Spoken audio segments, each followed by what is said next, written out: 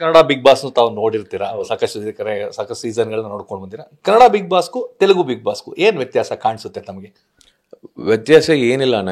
ಎಲ್ಲ ಒಂದೊಂದು ಸೀಸನ್ ಒಂದೊಂದು ಡಿಫ್ರೆಂಟ್ ಆಗಿ ಇಟ್ಟಿರ್ತಾರೆ. ಯಾಕಂದ್ರೆ ಒಂದೇ ತರ ಇರಲ್ಲ ಎಲ್ಲ ಸತಿ. ಜನಗಳು ಬೇರೆ ಬರ್ತಾರೆ, ಅವ್ರ ಪರ್ಸನಾಲಿಟಿ ಬೇರೆ ಇರುತ್ತೆ. Telugu big boss Kannada big ಬಾಸ್ಗೆ ಒಂದೇ ಡಿಫ್ರೆನ್ಸ್ ಏನಂದ್ರೆ ಅದು ತೆಲುಗು ಬಿಗ್ ಬಾಸ್, ಇದು ಕನ್ನಡ ಬಿಗ್ ಬಾಸ್, ಅಷ್ಟೇ ಡಿಫ್ರೆನ್ಸ್. ಅಂದ್ರೆ ಎಲ್ಲ ಟ್ವಿಸ್ಟ್ ಅಂಡ್ ಟರ್ನ್ಸ್, ಎಲ್ಲ ಬೇರೆ ಬೇರೆ ತರ ಆಟಗಳೇ ಇರುತ್ತೆ. ನಾವು ಲಾಸ್ಟ್ ಇಯರ್ ಸೀಸನ್ಗೆ ಈ ಇಯರ್ ಸೀಸನ್ಗೆ ಸಂಬಂಧನೇ ಇರಲ್ಲ. ಸೊ ಹಂಗೆ ಡಿಫ್ರೆನ್ಸ್ ಇರುತ್ತೆ. ಮತ್ತೆ ಜನಗಳು ಅಲ್ಲಿ ಆಡೋ ಕಂಟೆಸ್ಟೆಂಟ್ಗಳು ಯೋಚನೆ ಮಾಡೋ ವಿಧಾನ ಬೇರೆ ಬೇರೆ ಇರುತ್ತೆ, ಒಂದೇ ತರ ಇರಲ್ಲ.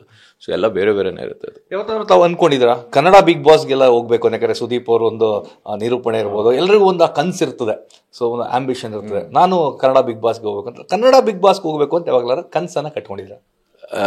ನಾನು ಹೋಗ್ಬೇಕು ಅಂತ ಏನು ಅನ್ಕೊಂಡಿಲ್ಲ. ಅಂದ್ರೆ ನನ್ಗೆ ಏನು ಅಂದ್ರೆ ಯಾವ್ದಾದ್ರು ಬಂದಾಗ ನಾನು ಅಲ್ಲಿ ಹೋಗಿ ನನ್ನ ಪ್ರಯತ್ನ ನಾನು ಮಾಡ್ಬೇಕು ಅಂತ. Kannada big Boss actually first of all Sudeep sir ನಾನು ನೋಡಿದ್ರೇನೆ ಒಂದ್ ಸ್ವಲ್ಪ ಬಾ ಅನ್ಸುತ್ತೆ. ಇನ್ನು ಅವ್ರ ಮುಂದೆ ನಿಂತ್ಕೊಳ್ಳೋದು, ಅವ್ರ ಜೊತೆ ನಾವು ಮಾತಾಡೋದಂದ್ರೆ ಅದು ಒಂದ್ ಕನ್ಸೆ ಆಕ್ಚುಲಿ ಹೇಳ್ಬೇಕು ಅಂದ್ರೆ. ಆತರ ಕನ್ಸು ಕಂಡಿದ್ದೀನಿ. ಸುದೀಪ್ ಅವ್ರನ್ನ ಭೇಟಿ ಆಗ್ಬೇಕು, ಅವ್ರ ಜೊತೆ ಮಾತಾಡ್ಬೇಕು, ಅವ್ರ ಜೊತೆ ಸ್ಕ್ರೀನ್ ಶೇರ್ ಮಾಡ್ಬೇಕು ಅಂತ. ಬಟ್ ಬಿಗ್ ಬಾಸ್ ಅಲ್ಲಿ ಇಲ್ಲ, ಯಾಕಂದ್ರೆ ಅವ್ರ ಕೋಪ ನೋಡಿದಾಗ ಸ್ವಲ್ಪ ಭಯ ಆಗುತ್ತೆ. ಸೊ ಬಿಗ್ ಬಾಸ್ ಅಲ್ಲಿ ನನಗೆ ಸ್ವಲ್ಪ ಅನ್ಕೊಂಡಿಲ್ಲ ಇಲ್ಲಿವರೆಗೂ. ಬಟ್ ಆಪರ್ಚುನಿಟಿ ಬಂದ್ರೆ ಖಂಡಿತ ಪ್ರಯತ್ನ ಅಂತೂ ಮಾಡ್ತೇನೆ. ಸೊ ಈಗ ತೆಲುಗು ಬಿಗ್ ಬಾಸ್ ಬಗ್ಗೆ ಏನ್ ಹೇಳ್ತೀರಾ? ತೆಲುಗು ಬಿಗ್ ಬಾಸ್ ಒಂದು ಒಳ್ಳೆ ಆಪರ್ಚುನಿಟಿ ಅಂದ್ರೆ ನನ್ನ ಟ್ಯಾಲೆಂಟ್ ಎಲ್ಲಿವರೆಗೂ ಇದೆ, ನನ್ನ ಕೆಪಾಸಿಟಿ ಏನು ಅಂತ ಕಲ್ತ್ಕೊಂಡೆ. ಆ್ಯಂಡ್ ಲೈಫ್ ಅನ್ನೋ ಒಂದು ದಾರಿಯಲ್ಲಿ ಏನೇನು ನಾವು ವ್ಯಾಲ್ಯೂ ಕೊಡ್ತಾ ಇರಲಿಲ್ಲ, ನಾವಿವಾಗ ನಾರ್ಮಲ್ ಲೈಫಲ್ಲಿ ಏನೇನು ವ್ಯಾಲ್ಯೂ ಕೊಡ್ತಿರ್ಲಿಲ್ಲ, ಅಲ್ಲಿ ನಮ್ಗೆ ಆ ವ್ಯಾಲ್ಯೂ ಕಲಿಸ್ತು.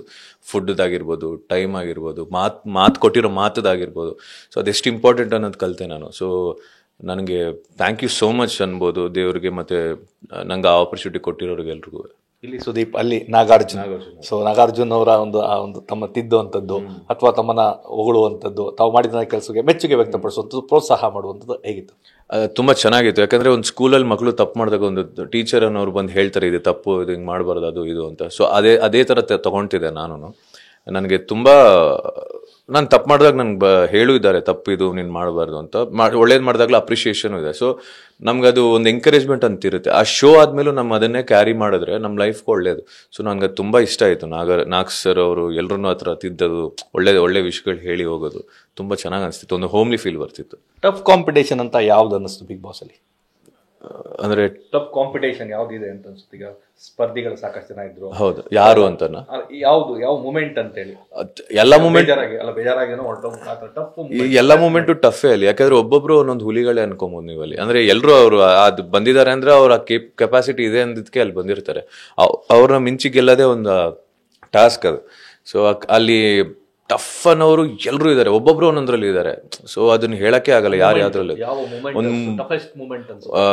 ಇದು ಮೂಟೆ ಟಾಸ್ಕ್ ಒಂದು ಮಾಡಿದ್ವಿ, ಒಂದು ಇಬ್ಬಿಬ್ರು ಅಂತ. ನಾನು ಪೃಥ್ವಿ ಒಂದು ಟೀಮ್, ಇನ್ನಿಬ್ರು ಒಂದು ಟೀಮಲ್ಲಿ. ಅದನ್ನ ತುಂಬಾ ಟಫ್ ಅನಿಸ್ತು. ಯಾಕಂದ್ರೆ ನಮ್ಮ ಎನರ್ಜಿ ಎಲ್ಲ ಹೋಗ್ಬಿಟ್ಟಿತ್ತು ಅದು ಬಲಕ್ಕೆ. ಅದೊಂದು ಅನಿಸ್ತು. ಅದಕ್ಕಿಂತ ಮುಂಚೆ ಒಂದು ಪ್ರಭಾವತಿ ಅಂತ ಒಂದು ಟಾಸ್ಕ್ ಇತ್ತು, ಒಂದು ಮೊಟ್ಟೆ ಟಾಸ್ಕ್. ಅದೊಂದು ತುಂಬ 2 ದಿನ 24 ಗಂಟೆ 24/7 ಇತ್ತು ಟಾಸ್ಕ್.